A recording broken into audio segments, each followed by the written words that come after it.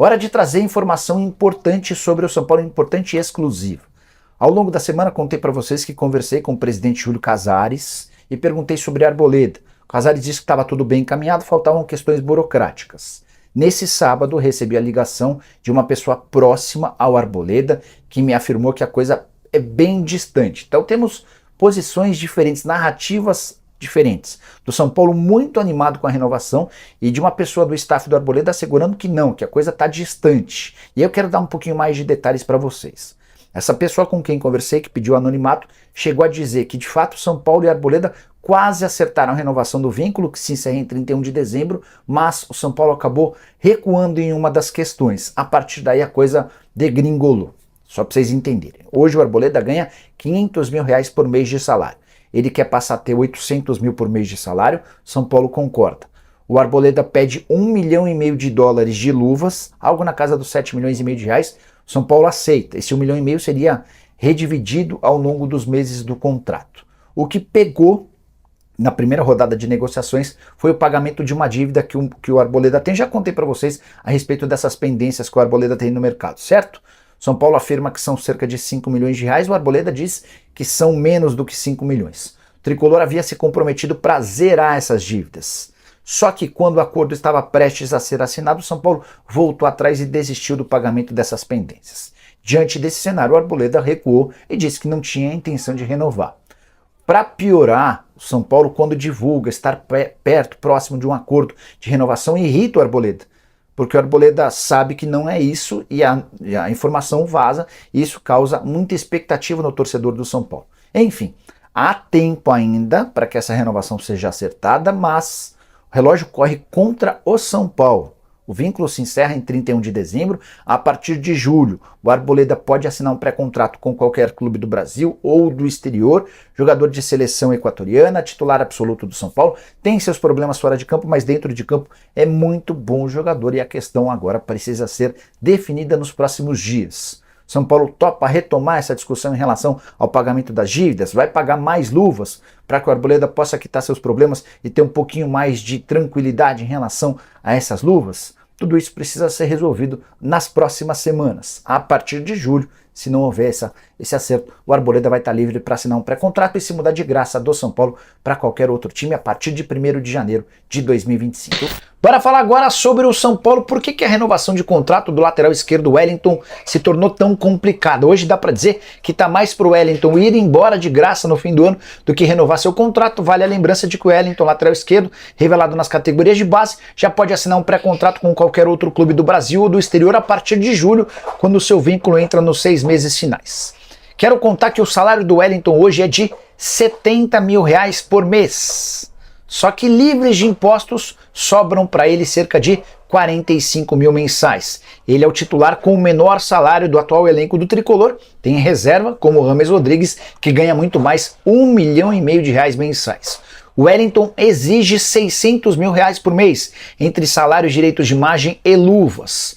Entre as justificativas, o Wellington lembra que quase se mudou para a Rússia no ano passado. Se a negociação tivesse avançado, ele teria passado a receber esses 600 mil mensais. O São Paulo alega, depois de 2 propostas recusadas pelo Wellington, que não pode pagar ao lateral esquerdo mais do que ganham Pablo Maia e Rodrigo Nestor, que estão na casa dos 350 mil por mês, jogadores mais ou titulares há mais tempo e com mais moral dentro do clube.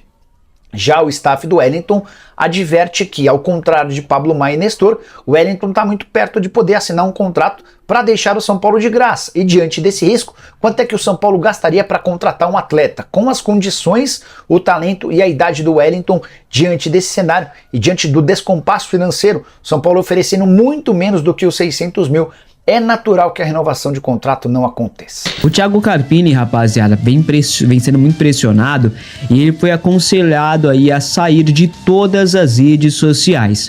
O treinador vem sendo muito pressionado na internet, nos programas esportivos também, né? Nos bastidores até existe uma certa pressão de conselheiros, mas que acaba não chegando diretamente para o treinador. A demissão de Carpini é uma questão de unanimidade, né, rapaziada, entre torcedores, comentaristas e conselheiros, como eu também já falei, né? O Carpini largou todas as redes sociais que tinha acesso para focar apenas no trabalho com o time. O Léo Dias, inclusive, nos últimos dias, né, ele acabou expondo algumas coisas da vida pessoal do Carpini, que aí eu já não acho da hora ficar expondo também, né? Eu acho que já não tem necessidade, né? Até a ex-esposa do Carpini falou aí barbaridades do treinador, né? Mas também, se ex fosse boa, não era ex, né? Então, né? Enfim, a sensação de muitos é que é contagem regressiva para o Carpini sair, para a demissão do Carpini, seja ele pedindo para sair ou ele sendo demitido. É mais fácil ele pedir para sair do que ele ser demitido, tá? Essa informação que a gente tem. Porém, por enquanto ele segue no cargo, mas a cada jogo que virá será uma pressão gigantesca, será um caldeirão em cima dele. Eu sempre irei apoiar aqui, enquanto ele estiver como técnico do São Paulo, vou apoiá-lo, porque é o que a gente tem que fazer como torcedor, mas não irei deixar de criticar quando tiver a necessidade de expor críticas, tá? Sobre o Léo Dias, repito aqui, o Léo Dias ele faz um desserviço à sociedade brasileira, simplesmente isso. Vida pessoal do treinador não tem nada a ver com o futebol, não me interessa. O que me interessa é que ele faça um bom trabalho no tricolor. Eu não quero saber de fofoquinha dele. E isso é pra esse tipo de gente como o Léo Dias mesmo, que não tem o que fazer e ganha dinheiro falando mal da vida dos outros, né? Pensando na saúde mental do nosso treinador, ele faz muito bem sair um pouquinho nas redes sociais, que tá caindo, matando em cima dele. Redes sociais, muitas delas são muito tóxicas, principalmente o Twitter, né? Uma rede social tóxica que eu só utilizo mesmo pra ficar bem informado, porque não fosse isso, eu não teria essa rede social não. É uma das piores que eu já... É um esgoto, essa que é a verdade, é um esgoto na internet. Vamos falar um pouquinho sobre o Rames Rodrigues, porque teve um comentarista que trouxe a realidade à tona para todo mundo ver, inclusive o próprio Thiago Carpini. Realidade que todos nós São Paulinos já sabíamos, né? Mas alguns São Paulinos fingem não ver, porque tem preferências, tem pretensões e acaba meio que... né? Enfim, o Oswaldo Pascoal disse o seguinte sobre Rames Rodrigues no São Paulo e comparando com a seleção da Colômbia, onde ele arrebentou no último jogo, né? Rames Rodrigues. Vou falar baixinho que você não fala. Vou falar baixinho que vou não assustar. O São Paulo não sabe aproveitar o Rames Rodrigues. Sim. Ele treina no São Paulo para jogar na Colômbia. Ele entrou no intervalo. Ele e o Rios, né? Os dois que jogam no futebol brasileiro. O Borré entrou aos 30 do segundo tempo, né? E o Arias começou o jogo. Só para contar para vocês, porque isso pode virar fofoca. Ele arrebentou com o jogo. Tem isso? Ele começa a jogada no gol.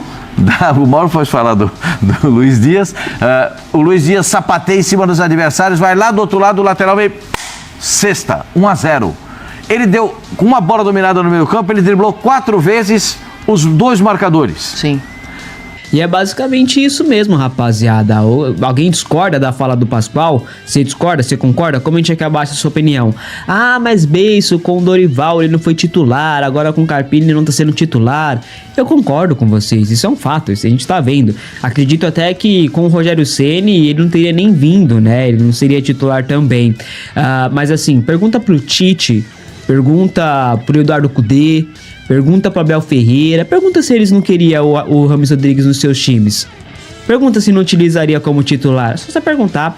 Um jornalista chamado Wagner Frederico trouxe uma informação referente a Rames Rodrigues. De acordo com esse jornalista, o Santos tem interesse na contratação de Rames para a Série B do Campeonato Brasileiro. E seria, assim, o fim pro Rames Rodrigues, né, gente? Série B do Brasileirão, pelo amor de Deus, é o fim, né? Olha só o que disse o jornalista, abre aspas. Seria uma negociação por empréstimo com o Santos pagando parte dos salários. No mínimo a metade do salário dele, que é de 1 milhão. Ele recebe 1,5 milhão, pois tem 500 mil de luvas. É a informação situação. É um jogador que sim está sendo analisado, é uma informação apurada lá dentro e coincide com uma informação que apurei lá no São Paulo, com uma pessoa que eu conheço e está lá hoje, fecha aspas, disse esse jornalista, né? É a apuração aí desse rapaz, que sinceramente eu nem conheço, né? Não sei quem é. Pelo que eu apurei aqui, não existe nada nesse momento em relação a uma saída do James Rodrigues. Se o James deixar o São Paulo, ele vai para o futebol internacional. Essa é a informação que a gente tem, o que a gente pode garantir para vocês, e é o que eu espero mesmo, né, rapaziada? Porque se o James for para qualquer time brasileiro, ele é titular fácil e vai arrebentar, né? Ele só não serve para o São Paulo, mas para qualquer outro clube ele serve, né? Seleção ele serve. Ele só não serve para o São Paulo, que tem o melhor técnico do futebol mundial e entende muito mais de futebol do que o Muricy Ramalho.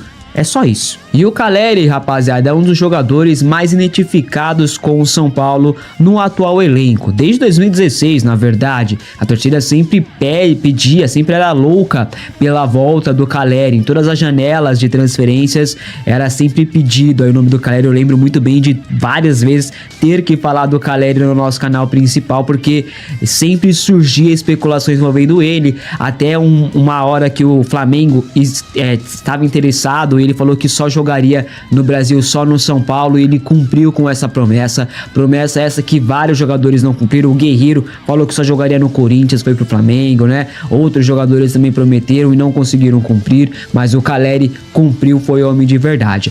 Essa semana em live, ele confirmou que vai voltar aí para a disposição do técnico Thiago Carpini no jogo contra o Tajeres pela Libertadores, a estreia no dia 4 de abril, né? Falou ainda que admira muito o futebol de Paulo Henrique Ganso, que foi um jogador que ele mais tem ali um certo entrosamento, uma sintonia, né? E que seu maior objetivo nesse ano é a conquista da Libertadores pelo São Paulo. E dá, viu? Dá para conquistar. O São Paulo tem um dos melhores elencos dessa edição da Libertadores da América, só fica atrás do Flamengo. Do resto, é igual para igual. Agora precisamos de um treinador que tem a cancha, né? Mas enfim, o Caleri também falou que não vai se aposentar. Ele afirma, tá? O Caleri afirmou que não vai se aposentar no São Paulo. O Caleri disse que irá se aposentar no time ao qual ele é torcedor. Veja só o que ele disse ao vivo quando questionado sobre a sua aposentadoria. Pretende aposentar no São Paulo? Não vou aposentar no São Paulo, não. Eu vou aposentar no clube que eu sou torcedor, que é o clube que me revelou. Isso não tenho nenhuma dúvida. Atualmente o Caleri tá com 30 anos, né? Tem contrato com o São Paulo até dezembro de 2026. Quando encerrar seu contrato, ele vai estar com 33 anos, né? Talvez ele saia daqui e assim que sair, se não renovar mesmo, né? Assim que sair, ele vai para esse clube aí do coração dele. No caso, esse time é o All Boys da Argentina. O Caleri, eu acho que ele é São Paulino também, tá, rapaziada? E mesmo que não fosse, dane-se, porque o importante é a entrega dele dentro de campo, em todos os jogos que ele realmente veste a camisa do São Paulo. Acho que no Brasil ele é São Paulino. Tirando o All Boys, o segundo time do Caleri é realmente o São Paulo. Disso eu não tenho dúvida. Ele é um cara muito identificado. Parece que a camisa do São Paulo é uma segunda pele nele. Ele é um cara que, admiro demais. Tem tudo para se tornar um grande ídolo da história do clube. Hoje eu, Beiço, não considero o Caleri ídolo.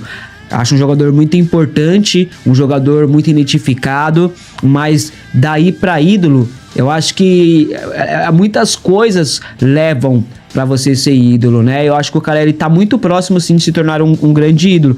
Acho que se ele ganhar a Libertadores, por exemplo, pelo São Paulo, ele entra de vez aí como ídolo da história do clube. Por enquanto, eu não considero, mas respeito todo mundo que considera, porque eu acho que tem muita gente que considera o Caleri ídolo, sim, no São Paulo. Você considera o Caleri ídolo? Comente aqui abaixo a sua opinião. E assim, eu não quero problematizar essa fala do Caleri, até porque ele tem todo o direito de querer se aposentar lá na Argentina, que é a terra dele, o país onde ele nasceu, tá ligado? Onde ele foi criado, onde ele se formou como ser humano, como um homem. Então ele tem todo o direito, ele não tem que se aposentar aqui no São Paulo, porque eu já vi nas redes sociais, no Twitter, que eu falei que é um esgoto, já vi muita gente, Caleri, não brinca não sei o que, tem que aposentar aqui. Não tem nada. Aqui ele vai fazer a história dele aqui, como já tá escrevendo uma bela história aqui no São Paulo e vai pra lá pra se aposentar, pra descansar com a sua família que tá toda lá. Não vejo problema nesse discurso do Caleri, assim como eu não vejo problema no discurso do Rames, que falou que gostaria de voltar à La Liga um dia. Também não vejo nenhum problema nesse tipo de discurso. Acho que a mídia podre, nojenta, ela se aproveita muito de algumas coisas pra ferrar com o São Paulo e tentar tumultuar o ambiente. E pra provar isso pra vocês, eu quero mostrar essa matéria, ó. Endrick é o melhor, e Beraldo vai mal em vitória do Brasil. Veja as notas. Ou seja, o Endrick que marcou o gol da vitória, tudo bem, beleza. Mas o Beraldo vai mal. Por que o Beraldo vai mal? O Brasil tomou gol? O Brasil tomou gol? É a pergunta que eu faço. Pra você ver, isso aí é o UOL. O lixo do UOL. É um lixo. Apagaram, mudaram o título porque são covardes. Mas enfim, né, rapaziada? Pra finalizar o vídeo aqui, o jogo do Paraguai foi cancelado, tal amistoso. E aí, o Bobadilla vai retornar ao São Paulo aí nas próximas horas. É esperado no CT da Barra Funda no treino de segunda-feira pela manhã. Fechou? Então, Bobadilla voltando antes do esperado, beleza? Obrigado por ficar comigo até